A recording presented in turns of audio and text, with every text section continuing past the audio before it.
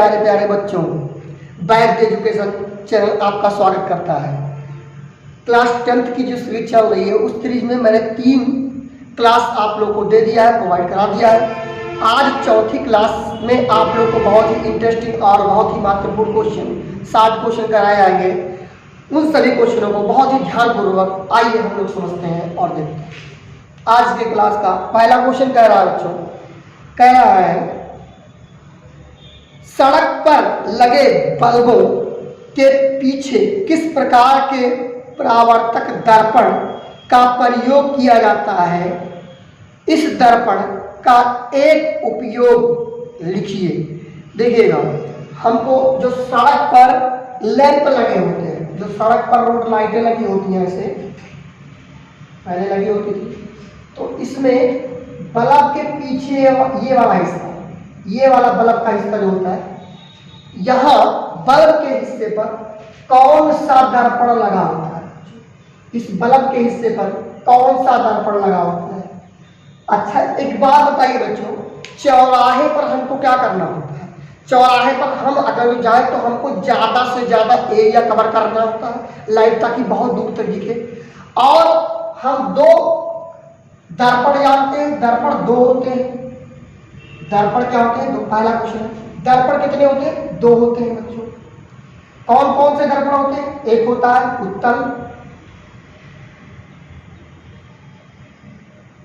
उत्तल, और एक होता है बच्चों अवतल। अब सुनिएगा इस चीज के बारे में। अवतल दर्पण जो होता है वो अवतल दर्पण अभिसारी दर्पण होता है, अभिसारी। और ये उत्तल दर्पण होता है अपसारी। अपसारी का मतलब गांव में होता है पसारने वाला, फैलाने वाला, मतलब आप फैला दें, पसार दें करने का तात्पर्य। तो उत्तल का मतलब होता है फैलाने का कार्य करना, फैलाने का कार्य करना। अभिसारी का मतलब होता है अभिसारी, इकट्ठा करना। अभिसारी का मतलब क्या होता है बच्चों? इकट्ठा करना। तो अवतल जो होता है वो किरणों को इकट्ठा करता है और उत्तल जो होता है वो किरणों को फैलाता है। अब बताइए, हमको मार्केट में बल्ब लगाना है, तो मार्केट में जो बल्ब लगाए इसके पीछे हम कौन से अवतल बनाए कि उत्तल बनाए, कौन सा लेंस, कौन सा दर्पण लगाए। तो इसके लिए आपके लिए उत्तल दर्पण ही सही होगा। क्यों? क्योंकि उत्तल दर्पण से किरणें, ऐसे उत्तल दर्पण आप अगर बनाए तो किरणें ऐसे जाएंगी समांतर, और ये क्या हो जाएंगे? फैल जाएंगे, ऐसे चारों तरफ फैल जाएंगे। तो ये किरणों को बहुत ज्यादा एरिया लेकर फैलाने का। जबकि यही अगर जो हम अवतल दर्पण बनाए बच्चों, कौन सा दर्पण बनाए? अवतल दर्पण बनाए, तो अगर जो किरणें समांतर जाती हैं तो ये किरणों को क्या करता है? इकट्ठा करता है बच्चों। क्या करता है? इकट्ठा करता है। तो अगर जो किरणें कहीं जाकर इकट्ठा हो जाएंगी तो अगर जो हम मार्केट में लगाएंगे वो बल्ब, तो उससे हमको बहुत ज्यादा दूर तक रोशनी प्राप्त नहीं होगी। इसीलिए हम चौराहे पर जो रोड लाइट लगी होती है उसके बल्ब के पीछे जो वाला हिस्सा होता है उस हिस्से पर हम क्या लगाते हैं? उत्तल दर्पण लगाते हैं। चलिए बच्चों, दूसरे क्वेश्चन में आते हैं। दूसरा क्वेश्चन कह रहा है हम वाहनों में उत्तल दर्पण को पक्ष दृश्य दर्पण के रूप में वरीयता क्यों देते हैं। मतलब जो आपका बाइक है या कार है या ट्रक है, जो भी आपके पास ट्रक बस जो भी हो, जो साइड पीछे वाली जो वस्तुएं होती है उसको देखने के लिए साइड में हम उत्तल दर्पण ही क्यों लगाते हैं। इसका कारण देखिए बच्चों, दर्पण मुख्य रूप से आपके 2 प्रकार के होते हैं, लेकिन एक होता है तीसरा समतल दर्पण भी होता है। लेकिन समतल दर्पण आपको पता है, ज्यादा कुछ लोग कहेंगे दर्पण 3 प्रकार के होते हैं, लेकिन मुख्य रूप से 2 ही प्रकार के होते हैं। तीसरा प्रकार भी होता है, उसे हम समतल दर्पण कहते हैं। बात समझ गए? मुख्य रूप से आपको किताबों में 2 ही प्रकार लिखता है, अवतल और उत्तल। एक तीसरा भी इसमें जोड़ लीजिए तो 3 प्रकार का भी कह सकते हैं। कौन सा? समतल दर्पण भी होता है। ठीक है बच्चों, अब देखिए कह रहा जो गाड़ी होती है साइड जो ऐसे लगा होता है साइड में, यहाँ आपका मिरर होता है, जैसे बाइक है, बाइक के पीछे यहाँ वाला हिस्सा, पहले समझिए, थोड़ा सा कंडीशन समझिएगा। उत्तल दर्पण क्यों लगा होता है? जैसे ये आपका उत्तल दर्पण हो जाएगा, अगर जो इस तरफ बनेगा ये आपका पेंट के अंदर यानी दर्पण के अंदर अगर प्रतिबिंब बनेगा तो वो आभासी हो।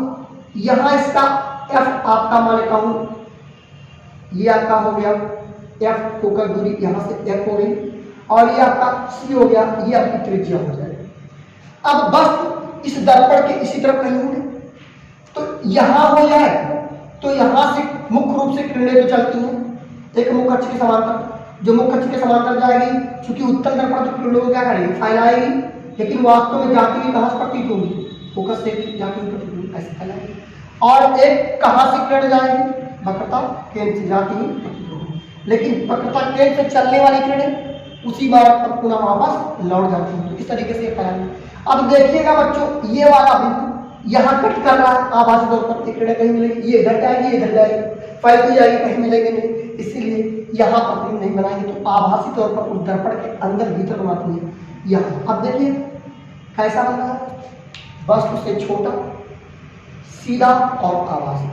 अब एक बात बताइए, अगर जो हम गाड़ी अपनी गाड़ी में उत्तल दर्पण ना लगाकर अवतल दर्पण लगाकर अचानक कोई ट्रक आ गया आपके पीछे, अब उस ट्रक का प्रतिबिंब इसमें बहुत बड़ा दिख जाएगा, तो आप डर जाएंगे। इसीलिए सेफ्टी के लिए अवतल दर्पण ना लगाकर हम उत्तल दर्पण लगाते हैं, जिससे हमको पीछे वाला एरिया भी दिख जाए और कोई वस्तु अगर जो आ रही हो तो उसका छोटा प्रतिबिंब दिखे, आप उसी हिसाब से साइड लेंगे। बात समझ रहे हैं बच्चों? तो इसीलिए हम वह वरीयता उत्तल दर्पण की लेते हैं, अवतल दर्पण की वरीयता इसलिए नहीं दे पाते क्योंकि पीछे का जो हिस्सा होता है कम दिखता है और अचानक कोई गाड़ी आ जाएगी तो बहुत बड़ा दिख जाएगा। ये आपका दूसरा क्वेश्चन था। अगला क्वेश्चन बहुत ही बढ़िया है, 2014, 18 और 2022 में भी आया, शायद किसी उसमें आया था, बड़ा बढ़िया क्वेश्चन है। एक उत्तल दर्पण की फोकस दूरी 10 सेंटीमीटर, ठीक बच्चों, इसके द्वारा किसी वस्तु का प्रतिबिंब अधिक से अधिक कितनी दूरी पर बनाया जा सकता है? उत्तल दर्पण द्वारा प्रतिबिंब कहां बना सकते हैं? देखिए अभी मैंने उत्तल दर्पण बनाया ऐसे, और हमने वस्तु को रखा था ऐसे, किरण ऐसे चल रहा था दूसरे वाले कुछ, और ये आभासी तौर पर फोकस से होकर जा रहा था, और एक वक्रता केंद्र से जाता हुआ क्या हो रहा था, आपका प्रतीत हो रहा था, और उसी मार्ग पर वापस लौट जाता है इस तरीके से। अब एक बात ये, प्रतिबिंब यहां बनेगा, प्रतिबिंब आपका यहां बने, ये आभासी तौर पर छोटा दिख रहा है कि, तो अभी जो इसके पहले दूसरा क्वेश्चन बताया गया कि पीछे का एरिया जिस क्षेत्र ज्यादा हो जाता है, उसी तरीके से इसमें देखिएगा ये छोटा है, वस्तु से प्रतिबिंब आपका छोटा दिख रहा है। अब देखिएगा यहां का प्रतिबिंब हमेशा ये पोल हो जाता है और फोकस, चाहे आप इस वस्तु को चाहे जहां ले जाए, अनंत पर ले जाएंगे तो ये वस्तु छोटी बिल्कुल फोकस पर बन जाएगी, और जितने आप आगे बढ़ाते जाएंगे ये प्रतिबिंब धीरे धीरे धीरे धीरे आगे बढ़ते जाएगा, आगे बढ़ते जाएगा। यानी ये प्रतिबिंब जो बनेगा हमेशा पोल और ध्रुव, पोल और फोकस के बीच में ही बनेगा। इसका मतलब ये हो गया कि इसकी अधिकतम सीमा वस्तु की क्या हो सकती है, फोकस। तो अधिकतम दूरी कहां तक बन सकता है दर्पण से, 10 सेंटीमीटर फोकस दूरी दी हुई थी, तो अधिकतम कितनी दूरी तक वस्तु बन सकता है, ओवरऑल 10 ही सेंटीमीटर तक आपका ये प्रतिबिंब बन सकता है। कब, जब वस्तु को आप अनंत पर रख देंगे तब 10 सेंटीमीटर अधिकतम दूरी बनेगी। आइए बच्चों चौथा क्वेश्चन पढ़ते हैं। चौथा क्वेश्चन भी बोर्ड में 2017 में आया हुआ है और ये थोड़ा न्यूमेरिकल टाइप का क्वेश्चन है, और इस टाइप के क्वेश्चन आपको मिलेंगे। क्वेश्चन आपको यहाँ हर एक क्वेश्चन इधर लगा हुआ आपको विस्तृत रूप में मिल जाएगा। ध्यानपूर्वक उसको पढ़कर एक बार वीडियो को थोड़ा सा रोक कर एक बार क्वेश्चन पढ़ लीजिएगा, तो समझिएगा, तो बिल्कुल आपको स्पष्ट रूप से समझ में आ जाएगा। एक उत्तल दर्पण की फोकस दूरी 10 सेंटीमीटर, इसके द्वारा किसी वस्तु का प्रतिबिंब अधिक से अधिक कितनी दूरी पर बनाया जा सकता है, कितनी दूरी पर अधिक से अधिक बनाया जा सकता है, हमको निकालना है। वस्तु की स्थिति कहां बनेगी, कौन सा दर्पण है बच्चों, उत्तल दर्पण। उत्तल दर्पण की फोकस दूरी किसमें होती है, याद कर लीजिए, उत्तल दर्पण की फोकस दूरी दर्पण हो या लेंस हो, उत्तल है तो उसकी फोकस दूरी प्लस में होगी, ठीक बच्चों। अवतल है, चाहे वो लेंस हो चाहे दर्पण हो, उसकी फोकस दूरी माइनस में लिखी जाती है, ठीक।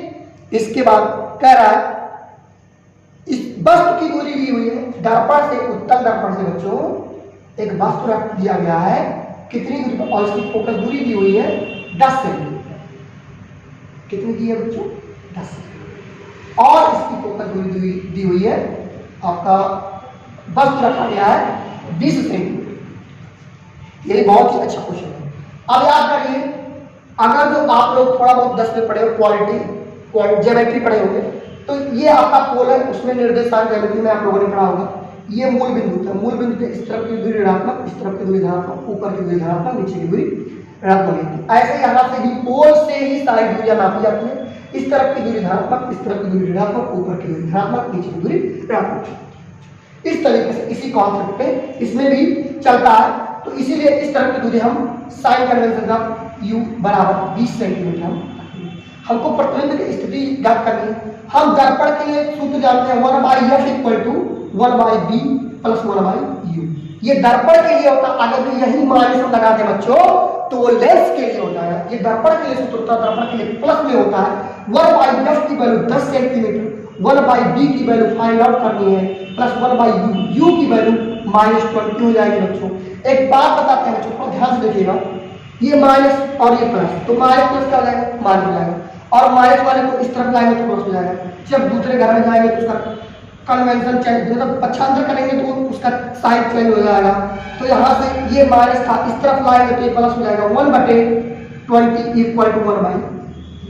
अब देखिए बच्चों, कुछ लोग तो इसका तिरछा गुणा करके भी सॉल्व कर सकते हैं, लेकिन मुझे इन दोनों में लासा लेना बड़ा आसान होता है। इन दोनों का लासा लेंगे तो 20। अगर आपको नहीं समझ आ रहा है तो पहले देख लीजिए कौन सी संख्या बड़ी है। 20 बड़ी है, क्या 10 से कट जाएगी? हाँ कट जाएगी, इसीलिए इसका लासा 20 हो गया। 10 गुना 20, 2 बार पढ़े उस 2 का गुणा कर देंगे, 2 आ गया। 20 से करना 20, एक बार पढ़े 1 का गुणा करेंगे 1 हो जाएगा 1/b। देखिए 2 और 1 3 हो जाएगा बच्चों, तो यहाँ से कितना हो जाएगा? 3/20 बराबर 1/b। देखिए वो b की वैल्यू निकालनी है, 1/b की वैल्यू नहीं निकाली तो b बराबर हो जाएगा 20/3 कर देंगे। और ये देखिए प्लस में आ रहा सेंटीमीटर में आएगा, तो यहाँ से बच्चों 3 से भाग देंगे, 3 6 18, दशमलव लगाएंगे 3 6 18, 3 6 18, इस तरीके से 6.6 सेंटीमीटर आपका आएगा, प्लस में आएगा तो इस तरफ बनेगा 6 सेंटीमीटर। अब देखिएगा वस्तु की स्थिति 6 सेंटीमीटर यहाँ रहेगी और फोकस दूरी 10 दी हुई थी। तो देखिए यहाँ भी स्थिति उत्तल के लिए इसी के बीच में आ रही है प्रतिबिंब। प्रतिबिंब यानी कि छोटा होगा, बस उससे छोटा होगा, क्योंकि फोकस दूरी 10 सेंटीमीटर और प्रतिबिंब की स्थिति कहाँ आ रही है? 6 सेंटीमीटर, तो यहाँ कहीं आएगी। इसका अर्थ यही हो गया कि ये वस्तु आपका छोटा है। आइए बच्चों 5वें क्वेश्चन को पढ़ते हैं, बहुत ही अच्छा क्वेश्चन है। देखिएगा, किस रंग के प्रकाश के लिए कांच का अपवर्तनांक अधिक और न्यूनतम होता है? बच्चों थोड़ा सा हम आप लोगों को एक चीज बताते हैं, बर्ड विक्षेपण बताते हैं।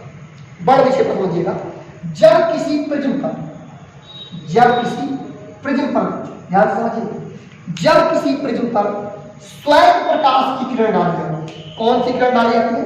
श्वेत प्रकाश की किरण डाली जाती है, तो वह अपने रंगों के अवयवों में विभक्त हो जाती है। प्रकाश की इस घटना को, प्रिज्म द्वारा प्रकाश की इस घटना को प्रकाश का वर्ड विक्षेपण है।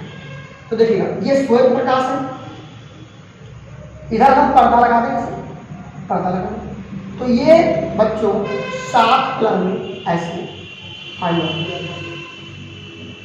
3 4 5 6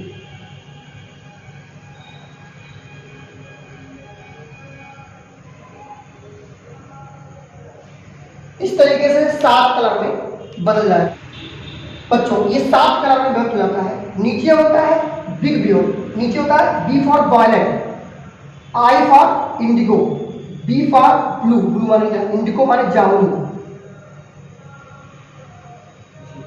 BIGYOR, BIBGYOR, इस तरीके से कलर होता है। वॉयलेट माने होता है बैगनी, ये इंडिगो माने होता है जामुनी, ब्लू माने होता है नीला, ग्रीन माने होता है बच्चों हरा, येलो माने होता है, येलो मतलब पीला, पीयर हो पीला, ऑरेंज माने संतरा, संतरा मतलब नहीं नारंगी से मतलब नारंगी, और रेड फॉर लाल। देखिए इस तरीके से ये 7 कलर में कन्वर्ट हो जाता है। श्वेत प्रकाश की किरण अगर जो हम यहाँ से श्वेत प्रकाश की किरण को हम डालते हैं तो 7 रंगों में व्यक्त हो जाते हैं। इन रंगों के क्रम को वर्ड क्रम कहते हैं, वर्ड क्रम, जिसको आप स्पेक्ट्रम अंग्रेजी में बोलते हैं, जिसको अंग्रेजी क्या कहते हैं? स्पेक्ट्रम। वर्ड क्रम, 7 रंगों के समूह को हम वर्ड क्रम कहते हैं। जब स्वयं प्रकाश की किरण किसी प्रिज्म से टकराती है तो वो 7 रंगों में विभक्त हो जाती है या अपने कलरों के अवयव रंगों में विभक्त हो जाती है। प्रकाश की इस घटना को प्रकाश का वर्ड विक्षेपण कहते हैं। इन कलरों के समूह को हम क्या कहते हैं बच्चों? वर्ड क्रम या इसी को स्पेक्ट्रम कहते हैं। अब देखिए बच्चों, जैसे एक प्रिज्म हम नीचे बनाते हैं, देखते रहिए, प्रकाश की किरण को हम यहां डालें, ये थोड़ा सा दूसरा माध्यम हो गया इसका अपवर्तन, और यहां से इसका अपवर्तन होगा, फिर यहां से अवलंब से दूर हटेगा, इस तरीके का केस आएगा। अब देखिए, इस आपतित किरण को हम आगे बढ़ाएं और इस निर्गत किरण को हम पीछे बढ़ाएं। इस किरण को हम निर्गत किरण बोलते हैं और ये होता है आपतित किरण। आपतित किरण को आगे बढ़ाने का, निर्गत किरण को पीछे बढ़ाने का जिस कोण का निर्माण होता है उसे हम डेल्टा से प्रदर्शित करते हैं। उस कोण का नाम होता है विचलन। कौन सा कोण होता है? विचलन। इसे डेल्टा से प्रदर्शित, और इसके लिए अल्पतम विचलन भी आता है। अब देखिएगा, ध्यान दें तो बैगनी सबसे नीचे है तो इसका विचलन कोण बहुत बड़ा जाएगा। अब ध्यान दीजिए, हम एक फार्मूला होता है, एक फार्मूला जानते हैं, साइन ए क्या होता है? प्रिज्म का कोण होता है, ए प्लस डेल्टा एन। ये अल्पतम विचलन कोण बटे 2 बटे साइन ए बाई 2।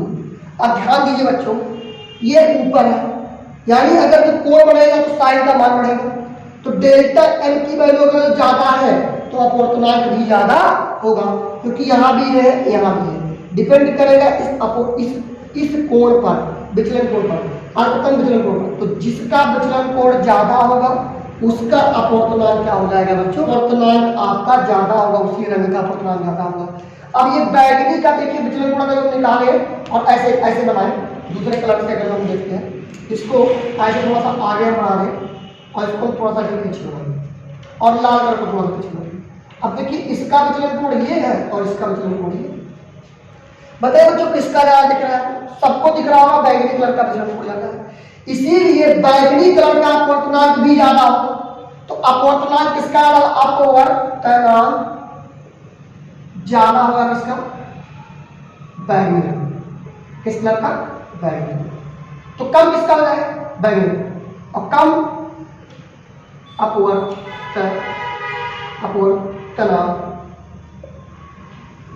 कम अपवर्तनांक किसका हो जाएगा बच्चों? ये हो जाएगा आपका लाल रंग, क्योंकि इसका विचलन कोण सबसे कम है। विचलन कोण का मतलब फैलाव सबसे कम है। ये 5 क्वेश्चन आपके बोर्ड में बहुत ही अच्छे हैं, इसमें कॉन्सेप्ट बताया गया है, बहुत ही अच्छे क्वेश्चन ये है। इससे अगर पढ़ोगे तो ये भी पूछ सकता है, विचलन कोण भी पूछ सकता है, वर्ड क्रम भी पूछता है 1 नंबर में। ये सारे विचलन अपवर्तनांक किसका ज्यादा होगा, ये सारे क्वेश्चन इस तरीके से बन सकते हैं। तो सभी क्वेश्चनों को बहुत ध्यानपूर्वक पढ़िएगा बच्चों। जय हिंद।